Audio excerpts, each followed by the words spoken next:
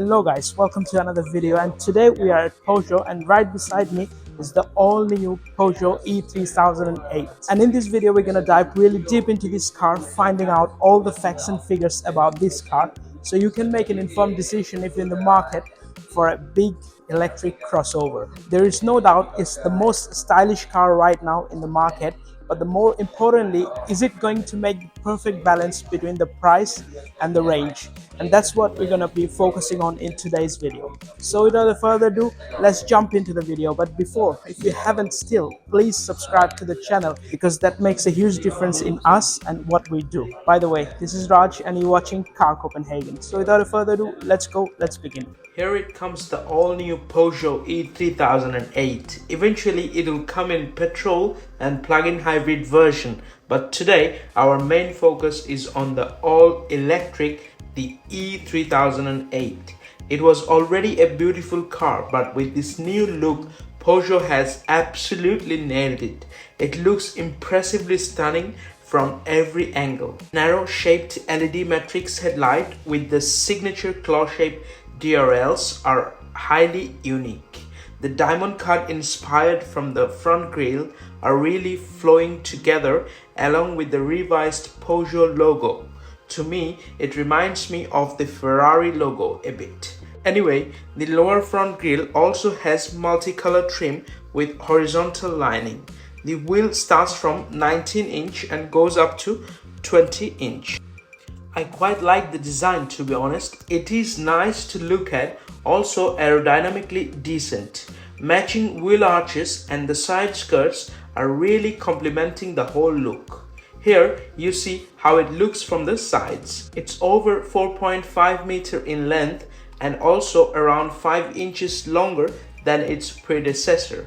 The fastback roof is the main focus point in the whole design, which allows the coupe look but maximize the headroom inside the car. The rear is full of angular shape and creases, and it's remind me of a Cybertruck. Okay, that's too much, but honestly it's really bold and screaming out for sure. Every small element has hugely complemented the whole design, and here is the outcome. It's quite styling and trendy looking from the back. Strong cut and bold creases are everywhere. Even the rear light has got some angular design to it. Look at the lights as they are really bright and crystallized. The whole design is amazing and it surprises you from every angle.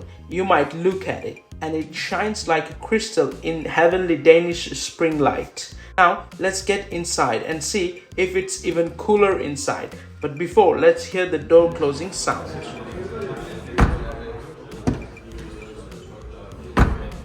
Not bad, it sounds pretty decent in my opinion. Trust me, the interior is also not less than spectacular. But for now, let's start with door panel. It's really stand out with nice fabric touch, ambient lighting and soft touch panel on top and in the armrest. However, towards the lower part, it's having scratchy plastic. Door bin is also quite wide and deep as well. After you settle down, you can't move your eyes from this 21-inch crystal clear infotainment system. More to that coming a little later.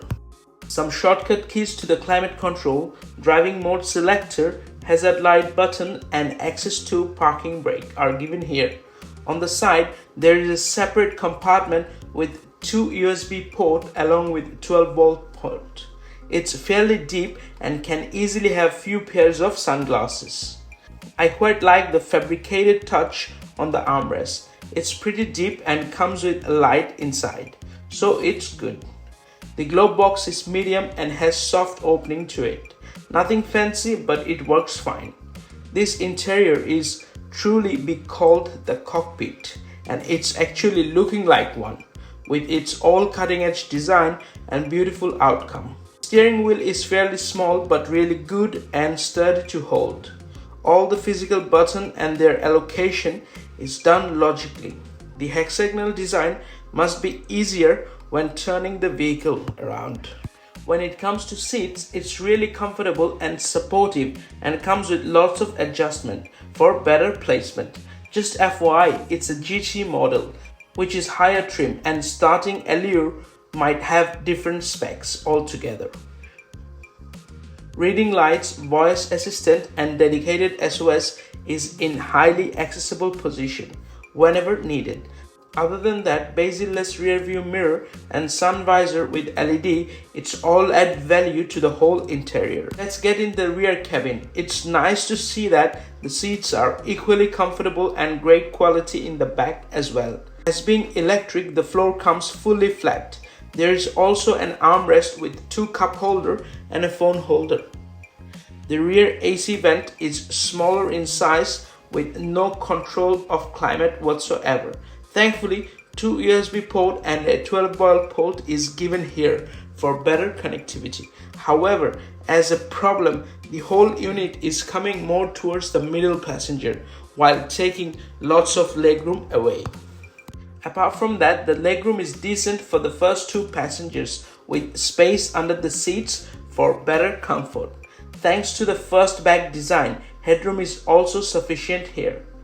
The rear seat cover is finished with plastic texture for better cleaning and practicality reasons. Overall, it's a great practical rear cabin with surely room for improvement.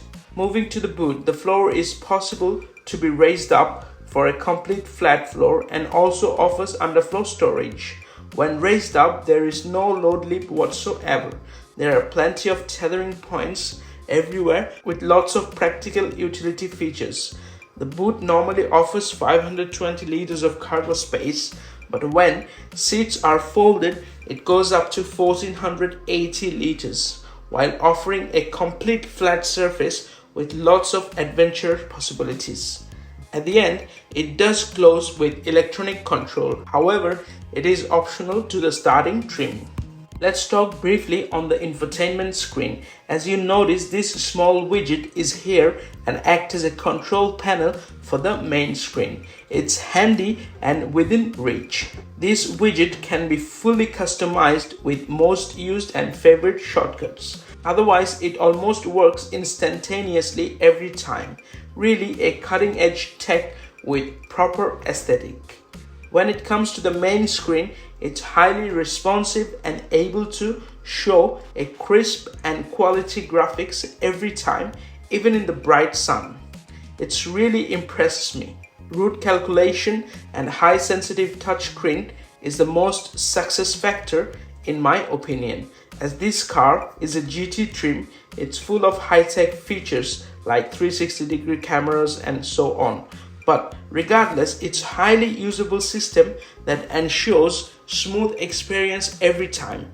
I really love the system here. Now let's talk some facts and figures. At the moment, the Peugeot E-3008, it's coming with 73 kWh battery with up to 525 kilometers of range WLTP. But in the future, a 98 kWh bigger battery pack will be introduced, which will have the range of approx 700 kilometers plus. 11 kWh home charging from 20 to 80% will take approx 5 hours, and DC charging will go at 160 kW max will take about 30 minutes for 20 to 80% of the battery. Otherwise, it has a front wheel driving system with 170 kilometers being the top speed. And 0 to 100 is covered within 8.8 seconds, which is kind of normal these days, especially with 210 horsepower. What really impresses me is the color of this car. It is standard to all trim and comes free. This color suits perfectly and is called Blue Obsession.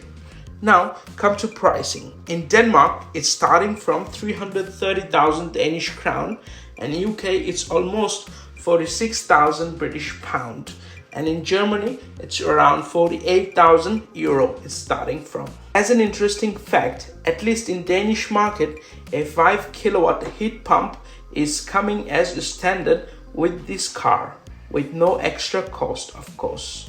So depending on where you are, please refer to your dealer if it's included or not. All in all, it's a great package so far, with considering all the look, practicality and tech coming with it. I am waiting for it to arrive in Denmark so the driving can be tested. But until then, it looks and feels quite promising. That's all from me for now. Until next time, please take care and drive safe. And again, thank you for watching Car Copenhagen. Your support really means a lot.